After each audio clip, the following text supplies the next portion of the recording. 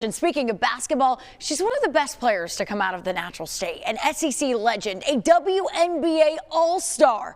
And now she continues to impact the game right here in Central Arkansas. I sat down with her to get the full story.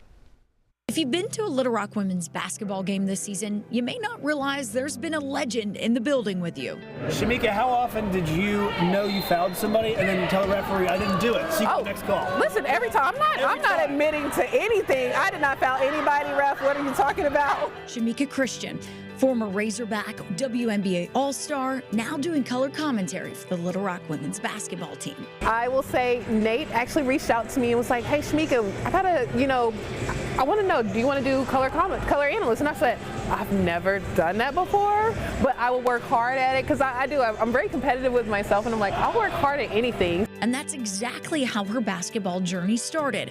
A lot of hard work and determination. Growing up in Hot Springs, she had some doubters. So I initially started playing basketball when I was in the 7th grade, and I was absolutely horrible. Like, everybody was like, you're raw. Well, I had one person say, you're raw, mean you'll never make it as a basketball player. I was devastated and I was ready to quit, but my mom was like, if you quit, you're gonna quit everything else for the rest of your life, so go work hard and prove that person wrong. It's safe to say she did prove them wrong, and prove them wrong quick, as Christon graduated high school and went to play for the Razorbacks, where she dominated. By her senior year, she was racking up the accolades. First team All-SEC, third team All-American, and even the SEC Player of the Year. But Christon knew since high school, she was aiming for something even higher.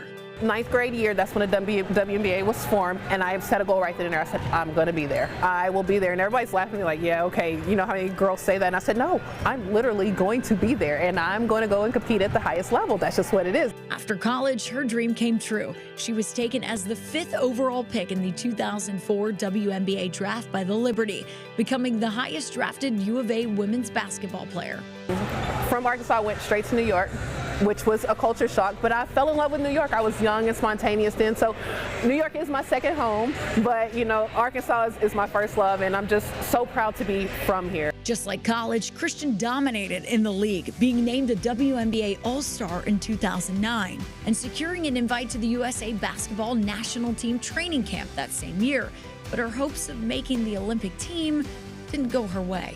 One day I went to practice and my knee was just swollen, and then it would like lock up, and then it would pop, and I could walk again and it would lock up again, and I'm like, I don't know what's going on. And sure enough, I tore cartilage, and then I'm like bone on bone, so then I had to start getting injections into my knee. So I just really never was the same player.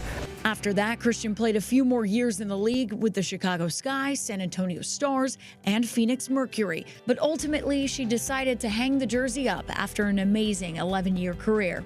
But she didn't completely give up the game of basketball. Christon moved back to Arkansas and started giving back to the next generation of players, and her impact on them is not going unnoticed.